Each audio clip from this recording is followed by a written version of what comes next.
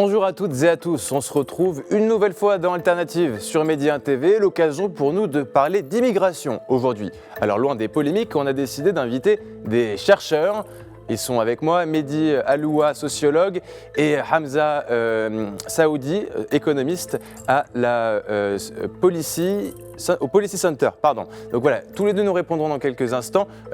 Mais pour l'heure, on va commencer avec vous, Hamza Saoudi. Bonjour. Bonjour. Donc vous travaillez sur le Climate Care Nexus. Donc c'est un projet de recherche qui étudie les liens entre changement climatique et migration, et ce que les scientifiques généralement appellent aussi le CARE. Donc pour rappel, c'est les organisations des tâches familiales. Et d'ailleurs, je le dis aux téléspectateurs, quand on s'est au téléphone, on a parlé pendant 10 minutes à peu près du CARE, avant que je me rende compte qu'en fait, ce n'était pas la ville, le CARE, c'était... Voilà, donc ça, il faut bien faire attention à bien séparer les deux. Pourquoi je dis ça? Parce que l'étude dure 3 ans, qu'elle sera faite au Maroc, au Sénégal, en Égypte donc, et en Mauritanie auprès de 1500 à 2000 ménages par pays. Est-ce que vous pouvez nous en dire plus? Donc, d'abord, merci beaucoup pour l'invitation et c'est un Avec grand plaisir. plaisir d'être là. Et donc, effectivement, c'est une recherche que nous menons au Policy Center for the New South et c'est un projet qui est financé par le Centre de recherche pour le développement international sur une durée effectivement de 3 ans. Et donc, l'objectif, c'est d'essayer d'analyser un peu le nexus Climate Care. Et pour faire simple, c'est comment le changement climatique impacte principalement le travail non rémunéré des femmes et comment le changement climatique aussi impacte aussi donc la migration, impacte les inégalités intraménages, etc. Et donc D'accord. voilà, donc et le but, bien sûr, quand on parle de ça, donc l'objectif principal, donc vous l'avez parlé, on a bien rigolé sur ça, on ne parle pas du Caire, on ne parle pas Oui. des pharaons, la ville, mais quand on dit par exemple l'économie du Caire, donc j'aimerais bien juste préciser pour nos téléspectateurs, donc ça désigne un peu, ça englobe un travail rémunéré, comme par exemple l'éducation, la santé, les services sociaux et l'emploi domestique, et ça inclut un peu un travail qui est non rémunéré. Souvent, c'est Ouais. un travail qui est réalisé par les femmes et qui est souvent euh, majoritairement, même au niveau global, et on pourra bien sûr parler de cela. Et ça inclut deux dimensions aussi. Une dimension qui est directe, qui Ouais. est un care qu'on donne à des personnes malades pour les soigner, etc. Et un care indirect, ben souvent, c'est qui soutient la vie quotidienne des ménages. Et donc voilà, ça renvoie à toutes les activités physiques, psychologiques, cognitives, émotionnelles pour soutenir et donc les personnes. Et donc dans cette recherche, on va s'intéresser principalement à la dimension du care non rémunéré.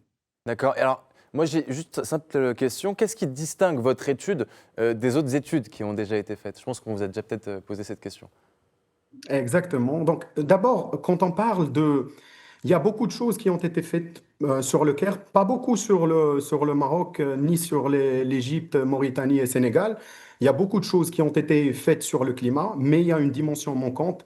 Déjà, donc le nexus, comment le changement climatique vient impacter un peu la distribution des rôles au niveau des ménages. Et donc, le but principal de l'étude, c'est d'abord contribuer aux débats internationaux sur une transition juste, parce qu'on parle d'une transition juste et ça nécessite bien sûr de prendre en compte les effets négatifs des changements climatiques, à la fois entre pays et au sein des pays. Et si on veut avoir des politiques nationales d'adaptation qui sont justes, on ne peut pas négliger comment ce Hmm. changement climatique impacte les femmes. Et ça impacte bien sûr non seulement la redistribution de rôles, ça impacte aussi donc, la participation des femmes sur le marché du travail. Et je vous donne juste un chiffre.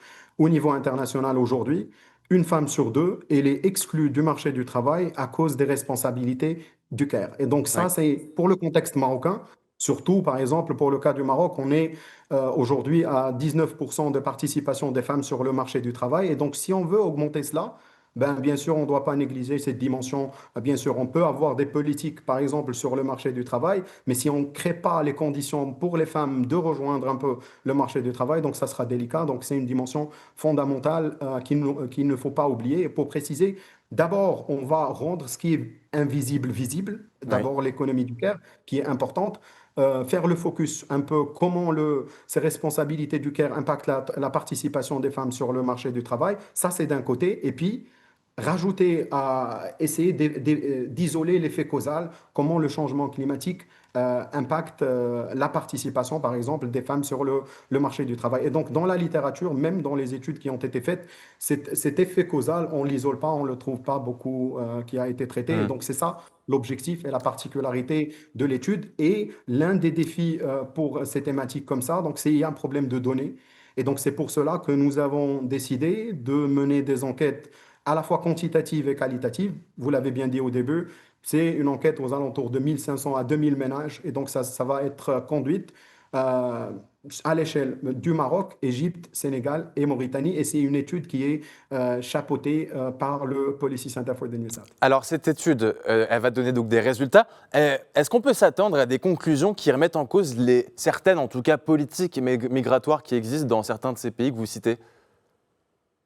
Je pense d'abord, pas par rapport à la politique migratoire, il y a des études même que nous avons menées au Policy Center, c'est généralement ce qu'on voit, c'est que une des politiques d'adaptation, donc c'est la question de la migration, par exemple. On voit, par exemple, dans des villes, par exemple, ou des hotspots où le changement climatique, par exemple, impacte la productivité agricole dans ces régions. On voit une migration des hommes, par exemple, vers d'autres villes, par exemple dans le milieu urbain, à Casa, Rabat.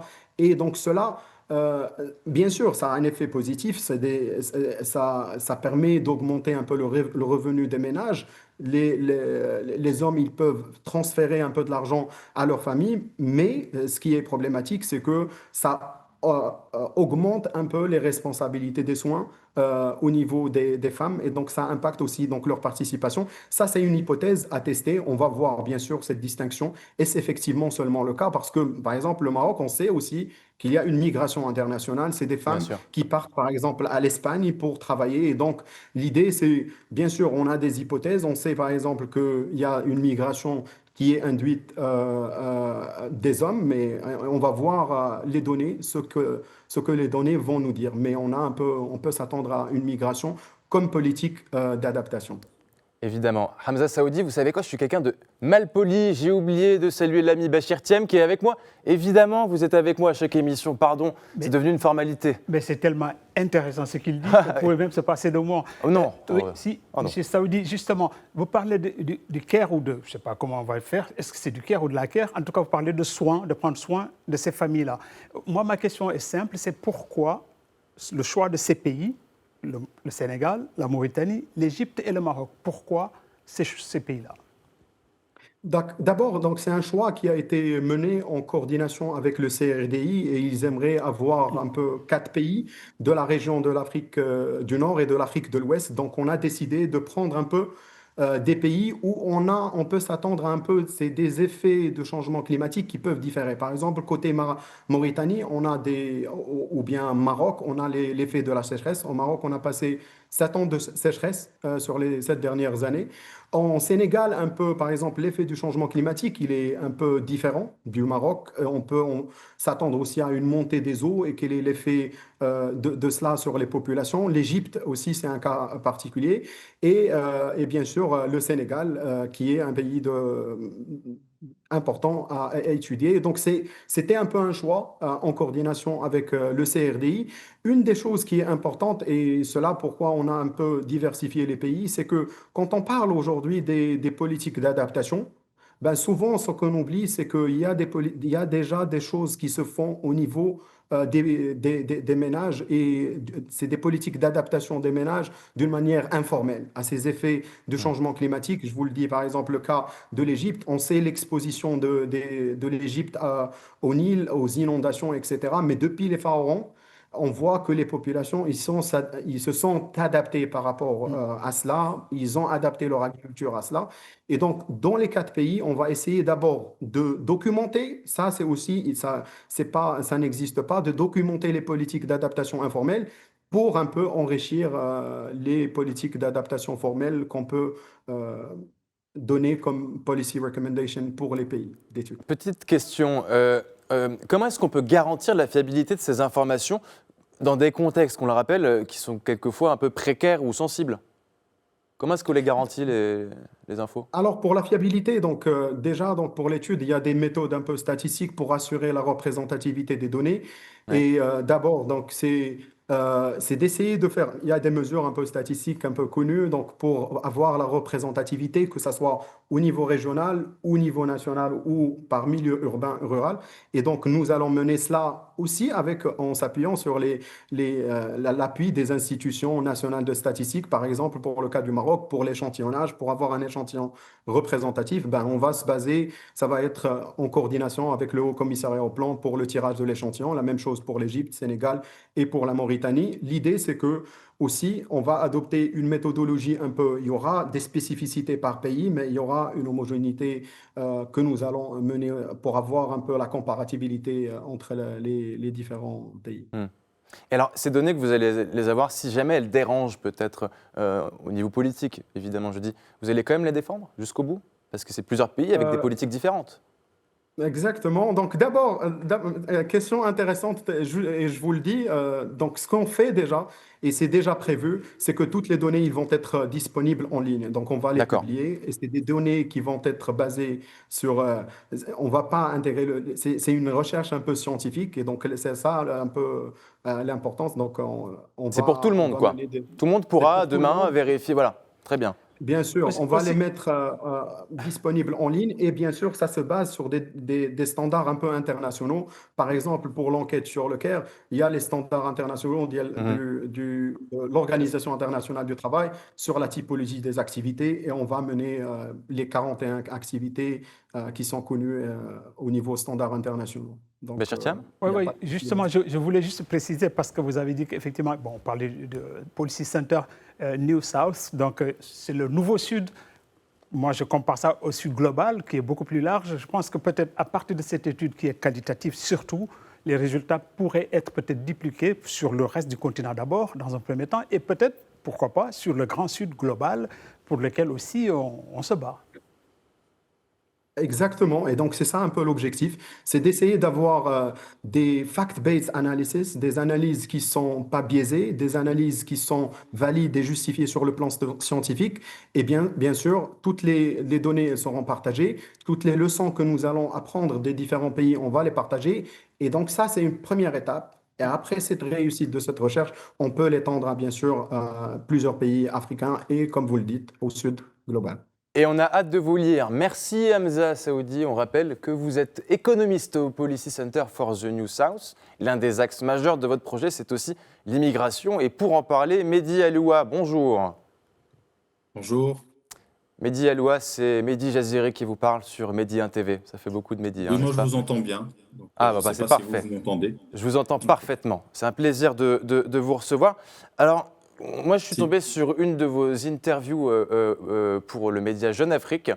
Et donc, vous parlez voilà, de l'immigration, mais sur plusieurs points. Vous dites notamment que le Maroc n'est plus un pays de transit. Hein. Vous parlez également d'une attractivité au Maroc. Donc, en fait, que finalement, les migrants, les gens qui sont là pour passer au départ, restent finalement au Maroc. Mais la première question que je voulais vous poser, est-ce que finalement, ce n'est pas plutôt les politiques européennes qui ont contribué à bloquer les migrants au royaume, plutôt que l'attractivité? D'abord, il faut s'entendre sur le mot migrant. Donc, Hmm. scientifiquement, un migrant, c'est une personne qui délocalise son lieu de résidence pendant un certain nombre de temps pour pouvoir les retrouver dans les statistiques. On parle de 1 an.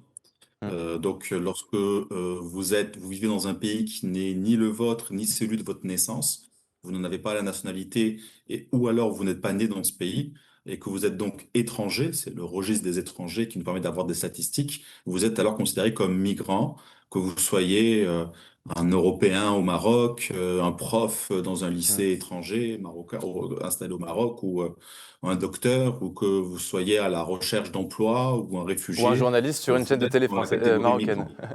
Oui. Alors, Bachir Thiam, il Et a quelques chiffres sur l'immigration. oui. Oui, enfin, j'ai discuté avec Mehdi justement pour lui dire qu'il y a beaucoup de fantasmes quand on parle d'immigration. Il y a beaucoup de chiffres qui circulent. Moi, j'ai été voir le dernier recensement sur là, je ne sais pas si c'est visible. Sur les étrangers au Maroc. Oui, Donc, c'est oui, le HCP, le Haut Commissariat au Plan qui le fait. On découvre tous qu'il y a, en tout cas officiellement, il y a 148 152 personnes Vous confirmez? considérées comme Oui. résidents étrangers au Maroc. C'est peu, c'est beaucoup?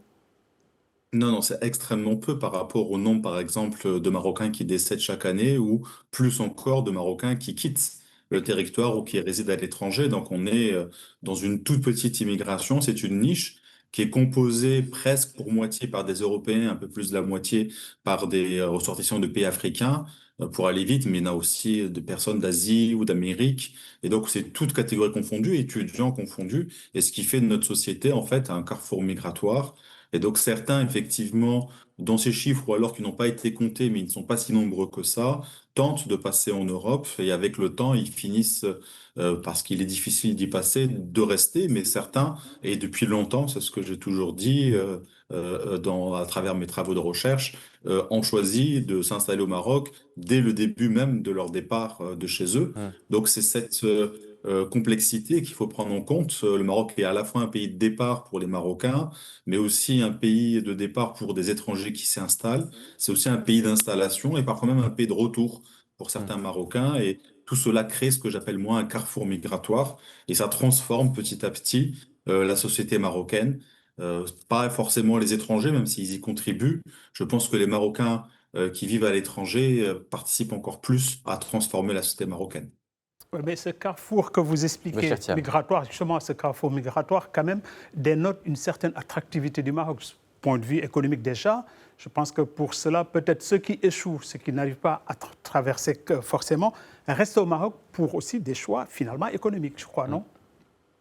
Bah, peu, sinon il y aurait plus de monde. Je pense que c'est plus parce que le Maroc est une société assez ouverte et donc il est intéressant de s'y installer.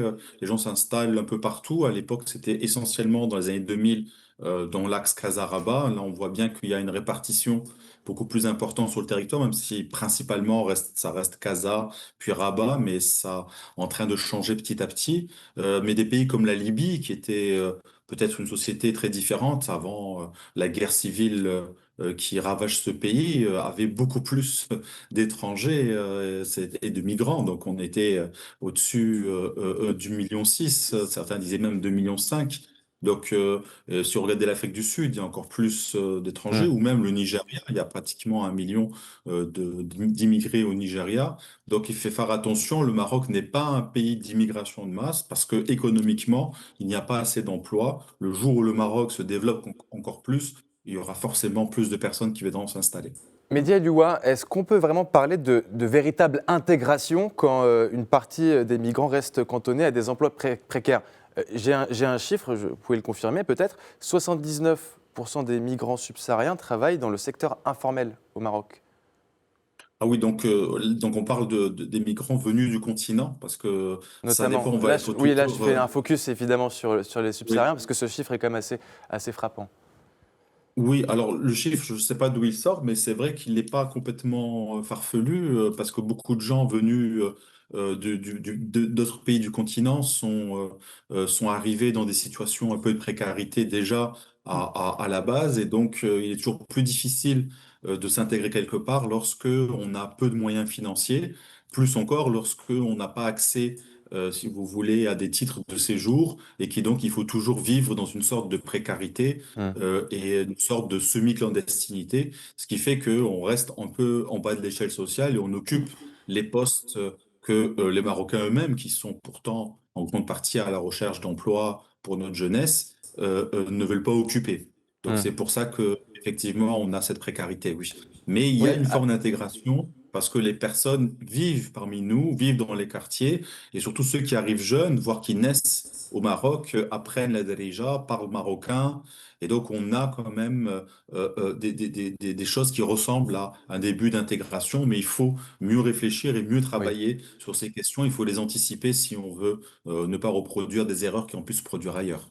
Pour nuancer évidemment avec ce qui a été dit avant, vous parlez aussi dans cette fameuse interview d'une diversification des profils. C'est-à-dire qu'on imagine souvent qu'ils sont cantonnés au bâtiment, les gens qui arrivent, mais pas forcément. On y trouve aussi des étudiants, des entrepreneurs, des commerçants et des professionnels qualifiés. C'est ça? Oui, aussi dans les call centers, par exemple, notamment Hmm. parce que francophones, pour les pays francophones, on peut les trouver aussi dans des métiers de techniciens, on peut le trouver aussi beaucoup dans le tourisme. En fait, dans les secteurs porteurs, à Casablanca, on le sait bien, il n'y a pas tous les restaurants, hôtels, dans lesquels il y a, c'est lié au tourisme, tourisme intérieur, tourisme de business ou tourisme international. On trouve énormément, pas énormément, on trouve un certain pourcentage, pardon, pas tant que ça, mais un pourcentage de personnes, notamment d'Afrique subsaharienne. Donc, c'est des échanges logiques. Il ne faut pas oublier que les Marocains eux-mêmes migrent, et notamment dans certains pays d'Afrique subsaharienne, les plus nombreux étant les Sénégalais au Maroc et les Ivoiriens. Mais c'est là aussi où principalement les Marocains en Afrique subsaharienne s'installent, au Hmm. Sénégal et en Côte d'Ivoire. Donc, on a des échanges entre populations. Somme toute, ça fait partie en fait des relations entre pays et entre Bien sûr. sociétés. Et même sur le terrain, on voit que l'immigration, d'une certaine manière, en fait, elle participe aussi, et c'est le fond du sujet aussi, c'est que les liens entre les Marocains et ces migrants, beaucoup d'Afrique subsaharienne, finalement, en fait, il y a des liens qui se recréent et il y a une identité presque. C'est la question aussi, on va en parler d'identité. Je sais que vous n'êtes pas forcément d'accord avec ce mot. Il y a une identité peut-être africaine aussi voilà, qui se réveille un peu plus, non? Au sein Oui, du Maroc. complètement. Alors, ça se passe pas de manière parfaite, mais sociologiquement, le conflit, en fait, ça nous signale qu'il y a des éléments de négociation en cours, et c'est là-dessus que, donc, du coup, il faut comprendre de quoi il s'agit. La question de l'identité, c'est vrai que c'est un mot que tout le monde comprend, mais derrière, c'est surtout la question de l'appartenance. Et Mhm. pour savoir qui appartient à quel ensemble, à quelle communauté, on a besoin d'être identifié ou Mhm. de se faire identifier. Donc, c'est un Et c'est processus quoi l'appartenance d'identification. marocaine alors? L'appartenance marocaine, c'est d'abord la citoyenneté, puis ensuite, c'est des normes et des valeurs, ce sont des imaginaires, mais qui sont tout le temps en reconfiguration. C'est-à-dire Mhm. que en fonction des périodes historiques, les choses changent. Et donc, l'identité, elle n'est pas stable au sens où on l'entend. Par contre, l'appartenance l'est beaucoup plus, notamment parce que nous avons un État fort avec une société qui a Mhm. accès aux droits, etc. Et donc, la question, c'est de savoir est-ce que les étrangers qui vivent parmi nous, notamment ceux d'Afrique subsaharienne, participent de cette cohésion sociale et cette cohésion nationale et Mhm. font-ils partie de la société? Et donc, quels droits on leur offre, notamment de droits civiques et bien sûr des droits sociaux. Et c'est la question donc de cette reconnaissance qui est en jeu et pas forcément la question de leur identité. Et pareil, les Marocains, pour leur donner des droits, ils doivent légitimer cela politiquement. Et donc, au nom de quoi on accepterait nos frères ou nos sœurs africains? Et donc, il faut trouver des arguments. Et c'est dans cette recherche d'arguments que, dans ce processus donc, dont je Ouais. parle, qu'il y a une sorte de retour des idées panafricaines. Il ne faut pas oublier que le Maroc était à l'origine même des idées panafricaines dès les indépendances, avec le club de Casablanca et feu Sa Majesté le roi Mohamed Khamis. Donc, Mhm. on a comme ça quelque chose qui est en train de se reconfigurer dans notre Oui. société. Et le Ouais, Chatiam. panarabisme n'a pas disparu, mais il laisse un peu plus de place au panafricanisme. Et on le voit au quotidien parmi notre jeunesse notamment, qui parfois s'identifie à pas mal de choses venues du continent africain. Tout à fait. Bachir Ouais, Thiam. ouais, justement, vous avez rappelé, M. Aliwa, justement, que le panafricanisme prenait aussi de l'importance au sein de la société marocaine de manière générale, encore au sein de l'institution marocaine, avec le retour, vous l'avez rappelé, le 30 janvier 2017, le retour du Maroc au sein de l'UA, de l'Union africaine. Donc, mais même avant cela, vous avez aussi rappelé que les premières, en tout cas les, les prémices de cette Afrique unie ont d'abord. Ah, vous ne nous entendez pas, je crois, problème technique. C'est Est-ce bon, que vous le son est m'entendez? revenu. Voilà. Oui, le Donc, son est revenu. je disais simplement que vous avez rappelé effectivement que le Maroc, son retour au sein de l'Union africaine, a fait beaucoup de vagues autour de ça, mais bien avant ça, le Maroc d'abord est africain, effectivement, parce que le Maroc est pays fondateur de l'Union africaine, donc à l'époque de l'organisation de l'unité africaine, OUA à l'époque, mais bien avant cela, les Marocains migraient aussi vers cette partie de l'Afrique, au Sénégal en l'occurrence, vous l'avez rappelé, et la Côte d'Ivoire. Je pense qu'aujourd'hui, peut-être les médias ou les réseaux sociaux de manière générale en font beaucoup plus, mais que le Maroc a toujours été ancré dans cette Afrique-là et ne l'a jamais refusé. Donc je ne pense pas qu'il y ait fondamentalement de changement. D'ailleurs, même dans l'immigration, c'est surtout les chiffres maintenant qu'on tourne dans tous les sens. Il citait un pourcentage 79%, Ouais. mais c'est tellement insignifiant par rapport à combien de 79%? 0,4 Voilà. de la population. 0,4% de de la toute la population marocaine, déjà, c'est très peu. Et dans Oui. cette population dont on a parlé, les 148 000, il y a 60% à peine de subsahariens. Donc, c'est encore plus peu.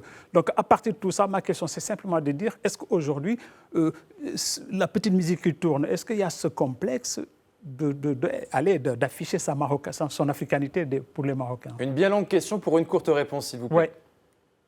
Oui, alors ça va être compliqué parce qu'il y a de tout. Donc on a des personnes qui réagissent négativement à la présence de nos frères et nos sœurs venus d'Afrique subsaharienne. Il faut pas se mentir. On a du racisme et tout au moins de la xénophobie.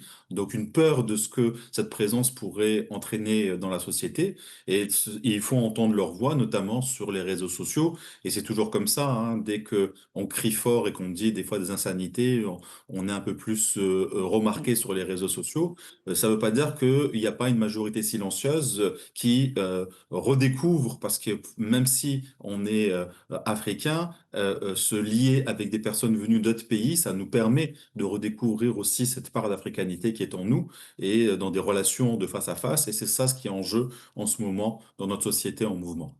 Merci beaucoup, Mehdi Alioua. Vous avez réussi à faire une courte réponse. Bravo. Alors, elle était complète malgré tout.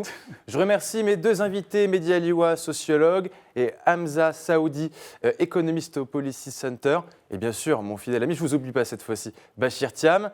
Je vous remercie aussi la régie d'avoir été avec nous et je vous invite à rester sur Média TV. À bientôt.